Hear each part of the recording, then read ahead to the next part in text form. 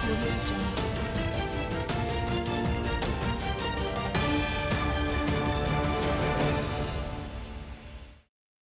Hello everyone and welcome to another episode of daily market rundown जहां पर हम discuss करते हैं about all the news and events that has happened in the market today. So आज हम बात करने वाले हैं चार अलग-अलग न्यूज़ के बारे में, जिससे सबसे पहले हम बात करेंगे इंडिया के क्रिटिकल मिनरल स्ट्रैटेजी के बारे में। तो इंडिया ने अब ब्राजील, कनाडा, फ्रांस और नीदरलैंड्स के साथ एक critical mineral supply agreement negotiate अभी करेंटली कर रहा है।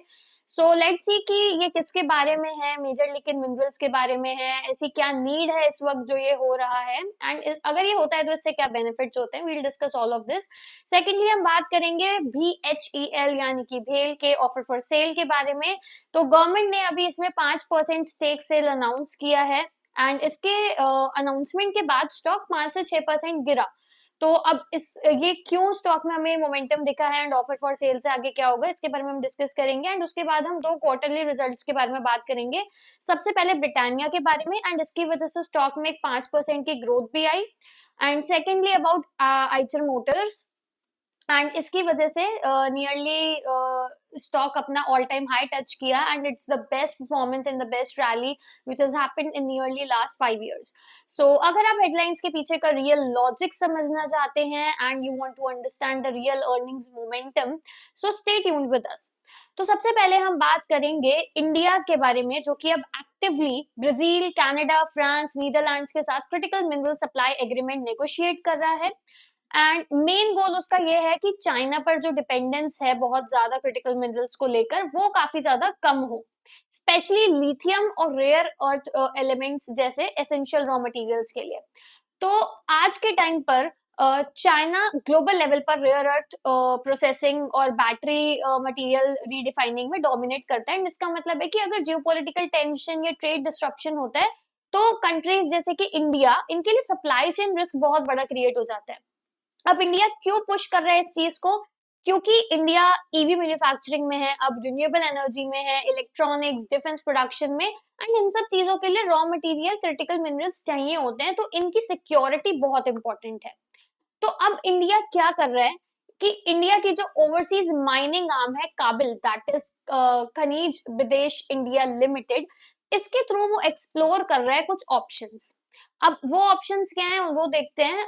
तो मेजरली इंडिया का क्या प्लान है कि वो लिथियम और रेयर अर्थ की ओवरसीज माइनिंग पार्टनरशिप्स करेगा, long term supply contract secure करेगा, प्रोसेसिंग और रिफाइनिंग कैपेबिलिटीज को डेवलप करेगा और क्रिटिकल मिनरल्स का एक रिसाइकलिंग इकोसिस्टम बनाना चाहते हैं एंड ये सिर्फ माइनिंग से रिलेटेड नहीं है, फुल सप्लाई चेन कंट्रोल की स्ट्रैटेजी है।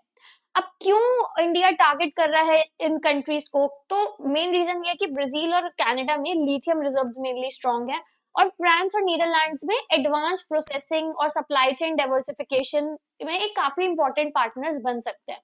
मतलब इंडिया सिर्फ रॉ मटेरियल नहीं बल्कि प्रोसेसिंग कैपेबिलिटी और ग्लोबल अलायंसेस भी बिल्ड कर रहा है एंड ओवरऑल ये मूव काफी ज्यादा सपोर्ट करेगा EV battery production, solar wind energy expansion, semiconductor electronics manufacturing को एंड बेसिकली ये इंडिया के एनर्जी ट्रांजिशन और मैन्युफैक्चरिंग एम्बिशंस के एक बैकबोन बनेगा। अब इम्पोर्टेंट बात ये है कि माइनिंग प्रोजेक्ट्स ओवरनाइट स्टार्ट नहीं होते, तो उन्हें ऑपरेशनल होने में काफी साल लगते हैं एंड इसलिए ही ये कोई शॉर्ट टर्म सप्लाई सोल्यूशन नहीं है, एक लॉन्ग टर्म स्ट्रैटेजिक पोजिशनिंग हम इसको समझ सकते हैं एंड इंडिया अभी ग्लोबल क्रिटिकल मिनरल्स की रेस में काफी ज्यादा एक्टिवली भी खुद को पोजिशन कर रहा है। And now let's move to the second news for today, जहां पर हम बात करेंगे कि सेंटर ने स्टेट रन बेल यानी कि भारत हेवी इलेक्ट्रिकल लिमिटेड में ऑफर फॉर सेल लॉन्च किया है, जिसमें सरकार ने अपना 5% स्टेक बेचने का डिसाइड किया है। अब इसमें क्या है, जो 3% है वो बेस ऑफर है और अगर डिमांड रहती है ज्यादा तो 2% का ग्रीन शू ऑप्शन भी है। अब नॉन रिटेल इन्वेस्टर्स के लिए वेंसडे यानी कि आज से बिड्स ओपन हो जाएंगी एंड रिटेल इन्वेस्टर्स थर्सडे को बिड करेंगे। अब ये स्टेप गवर्नमेंट के FY26 के डिवेस्टमेंट प्रोग्राम का पार्ट है। इसका मतलब क्या है कि फाइनल पैसा कितना रेज होगा वो डिपेंड करेगा इन्वेस्टर की डिमांड पर और क्या 2% का ग्रीन शू ऑप्शन एक्सरसाइज होता है या नहीं।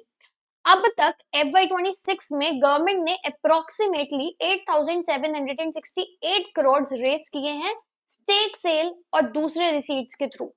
बजट 26-27 में भी 80,000 करोड़ का डिवेस्टमेंट टारगेट गवर्नमेंट ने रखा है। एंड अगर मैं फाइनेंशियल ईयर 26 का ओरिजिनल टारगेट देखूं तो दैट इज 47,000 करोड़, लेकिन बाद में ये रिवाइज होकर 33,837 करोड़ कर दिया गया, मतलब कि प्रोग्रेस थोड़ी स्लो है। इसलिए बेल का offer for sale divestment momentum को स्पीड दे सकता है। अब इस अनाउंसमेंट के बाद स्टॉक में नियरली 5 से 6% की गिरावट आई। क्यों? तो सिंपल लॉजिक ये है कि जब भी ऑफर फॉर सेल आता है तो मार्केट को लगता है कि सप्लाई बढ़ने वाली है, और ज्यादा सप्लाई की वजह से शॉर्ट टर्म के लिए प्राइस में प्रेशर आ जाता है। यूजुअली ये हर स्टॉक में देखा जाता है जहां पर ऑफर फॉर सेल की अनाउंसमेंट होती है कि शॉर्ट टर्म में स्टॉक पर प्रेशर आता है। अब इस ऑफर फॉर सेल के साथ साथ एक पॉजिटिव न्यूज भी आई है बेल के लिए कि 2800 करोड़ का एक प्रोजेक्ट ऑर्डर मिला है कंपनी को भारत कोल गैसिफिकेशन और केमिकल्स से, जहां पर BCGCL एक जॉइंट वेंचर है, कोल इंडिया जिसमें 51% है और बेल 49% है। एंड ये प्रोजेक्ट उड़ीसा में एक अमोनियम नाइट्रेट प्लांट से रिलेटेड है। अब ऑफर फॉर सेल की बात करें तो ये कंपनी के फंडामेंटल्स के बारे में नहीं है। यहाँ पर मेजर फोकस है गवर्नमेंट के फिस्कल मैनेजमेंट पर, डिवेस्टमेंट टारगेट मीट करने पर और PSU के फ्री फ्लोट को इम्प्रूव करने पर। Now let's see for the third news today, and यहाँ पर हम क्वार्टरली रिजल्ट्स की बात करेंगे ब्रिटानिया इंडस्ट्रीज की। एंड इसके बाद आज ये स्टॉक 5% तक बढ़े थे, like it touch the high with 5% gain. तो बेसिकली अगर रिजल्ट्स में हम देखें Q3 के हाइलाइट्स, तो नेट प्रॉफिट 17% ग्रो किया।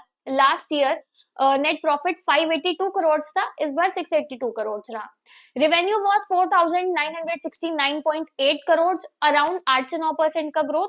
वॉल्यूम ग्रोथ भी 4 से 5% की हुई एंड ये सब कुछ एस्टिमेट से बेटर था। मार्जिन में भी काफी स्ट्रॉन्ग एक्सपेंशन हुआ। रीजन क्या था कि जो इनपुट कॉस्ट थे वो विनेग रहे, रॉ मटेरियल प्राइसेस क्योंकि स्टेबल थे। अक्टूबर में भी GST रिलेटेड डिस्ट्रप्शन था, लेकिन नवंबर दिसंबर में बिजनेस ने एक स्ट्रॉन्ग कमबैक किया, जहां पर हमने देखा कि नवंबर दिसंबर में 12% तक की ग्रोथ हुई। बिस्किट्स जो कि 70% है पोर्टफोलियो में, उनमें भी काफी स्ट्रॉन्ग ट्रैक्शन आया। साथ में रस्क, वेफर्स, क्रोसॉन, इस टाइप के एडजेसेंट बेकरी कैटेगरीज भी ग्रो किए। अगर हम ब्रोकरेज हाउसेस की बात करें कि उनका फर्दर क्या रिव्यू रहा या क्या व्यू रहा, तो नमूरा ने एक बाय रेटिंग दी है, टारगेट 7,000 का दिया है। Q3 परफॉर्मेंस एक्सपेक्टेशन से बेटर होगी, मार्जिन के एस्टिमेट बीट किया है, वॉल्यूम ग्रोथ भी स्ट्रॉन्ग है, इसलिए Q4 में भी एक कॉम्पिटिटिव इंटेंसिटी कम होने की एक्सपेक्टेशन है। करेंटली स्टॉक अप्रॉक्स 45 टाइम्स मार्च 28 FEPS पर ट्रेड कर रहा है। एंड मॉर्गन स्टैनले ने भी इक्वल वेट रेटिंग दी है and target is 5,469। Results largely in line है, GST link fiscal incentives lower रहने की भी एक्सपेक्टेशन है। अब हम देखें कि ये जो ग्रोथ मोमेंटम है इसको बेसिकली ड्राइव क्या चीज कर रही है, तो इसके काफी सारे रीजंस हैं। कमोडिटी प्राइस स्टेबल है, फेस्टिव डिमांड बहुत स्ट्रॉन्ग थी, रूरल रिकवरी के साइंस भी हमने देखे, अभी जो ब्रांड में इन्वेस्टमेंट है वो भी कंटिन्यूअसली हो रही है, एंड काफी सारे नए प्रोडक्ट लॉन्चेस भी थे लाइक 50-50 डिप्ड, दूध मैरीगोल्ड, वेज केक। तो प्रीमियमाइजेशन पुश हमें दिख रहा है एडजेसेंट कैटेगरीज में। अभी बिस्किट इंडस्ट्री की बात करें तो अभी भी जो GST रेट चेंजेस हुए थे और प्राइसिंग कंपटीशन थे, उसके बाद भी अभी ये इंडस्ट्री स्टेबलाइज हो रही है, लेकिन Britannia clearly volume momentum gain कर रही है, मार्जिन एक्सपैंड कर रही है एंड अपना प्रोडक्ट पोर्टफोलियो भी स्ट्रॉन्ग बना रही है। तो अगर Q4 में कंपटीशन थोड़ा ईज डाउन होता है तो ग्रोथ विजिबिलिटी और ज्यादा इंप्रूव हो सकती है। Now let's see the last results for today and the last news for today basically, and it is also about the results जहां पर Eicher Motors ने best single day gain deliver किया है over the 5 years, जहां पर stock nearly 7% तक surge किए हैं। Also they touched their 52 week high और all time high, and let's check कि ये क्यों हुआ। तो अगर Q3 FY26 के रिजल्ट्स की मैं बात करूं तो अर्निंग्स बीट हुई हैं with a solid difference. Net profit 1,421 crore रहा, 21% ईयर ऑन ईयर बढ़े। लास्ट ईयर सेम क्वार्टर में इट वाज 1,170 करोड़। ब्लूमबर्ग के एस्टिमेट के अकॉर्डिंग 1,368 करोड़ का होना चाहिए था, तो यहाँ पर क्लियरली अर्निंग बीट हुई है, तो मार्केट को एक स्ट्रॉन्ग सिग्नल मिला है। रेवेन्यू भी 23% बढ़ा है जो कि एस्टिमेट से ऊपर है, तो basically top line bottom line दोनों ही स्ट्रॉन्ग है। अगर मैं ऑपरेशनल लेवल पे बात करूं सो एबिटा भी 30% ईयर ऑन ईयर बढ़ा है। एबिटा मार्जिन था 25.46% का विद 130 बेसिस पॉइंट एक्सपेंशन। अब यहाँ मेन चीज क्या थी कि ऑपरेटिंग लेवरेज बहुत स्ट्रॉन्ग थी, साथ में प्रोडक्ट मिक्स बहुत बेटर था एंड इससे मार्जिन जो थे वो एक्सपैंड हुए। अगर मैं रॉयल एनफील्ड की बात करूं सो रॉयल एनफील्ड भी एक रियल ग्रोथ इंजन की तरह आई है। मेजरली इसने कंट्रीब्यूट किया है। क्वार्टरली मोटरसाइकिल सेल्स 3,25,773 यूनिट्स थी, which is a increase of 21% year on year. Domestic volumes भी इंप्रूव रहे, पार्टली जीएसटी रेट कट के इम्पैक्ट से, लेकिन ब्रोकरेजेस बोल रहे हैं कि इनिशियल पेंट अप डिमांड के बाद अब ग्रोथ थोड़ी नॉर्मलाइज हो सकती है।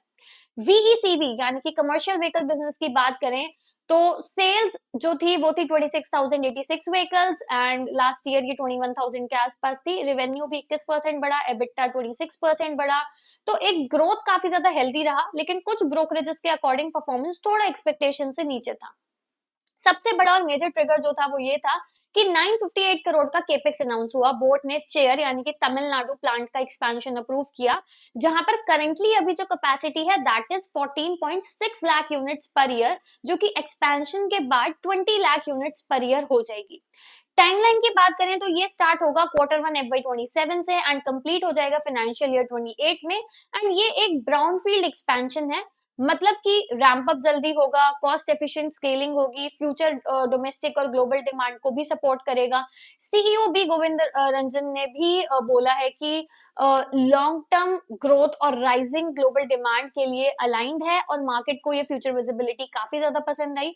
ट्रेडिंग एक्शन की बात करें तो वॉल्यूम्स 3.1 टाइम्स थी एवरेज से ज्यादा। निफ्टी 50 का टॉप गेनर बना।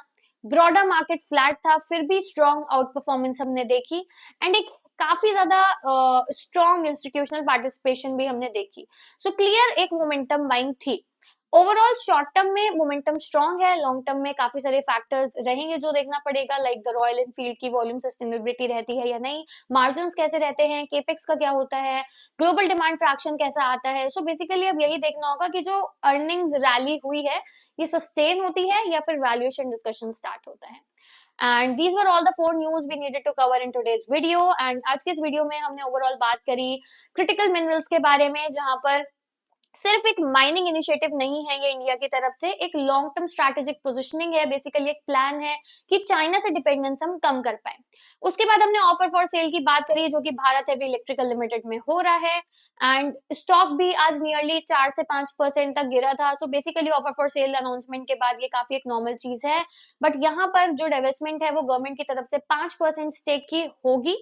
एंड उसके बाद हमने दो क्वार्टरली रिजल्ट्स की बात करी, ब्रिटानिया एंड आइचर, दोनों के रिजल्ट्स काफी अच्छे थे। ब्रिटानिया में वॉल्यूम लेड ग्रोथ थी, आइचर में एक्सपेक्टेशंस काफी ज्यादा बीट हुई अर्निंग्स की तरफ से। सो अगर आपको एनालिसिस यूजफुल लगा हो so do like share and subscribe to our channel, क्योंकि हम यहाँ पर मार्केट के नॉइस के पीछे नहीं भागते, हम मार्केट के रियल सिग्नल्स को डिकोड करते हैं। And I see you in another video, thanks for watching.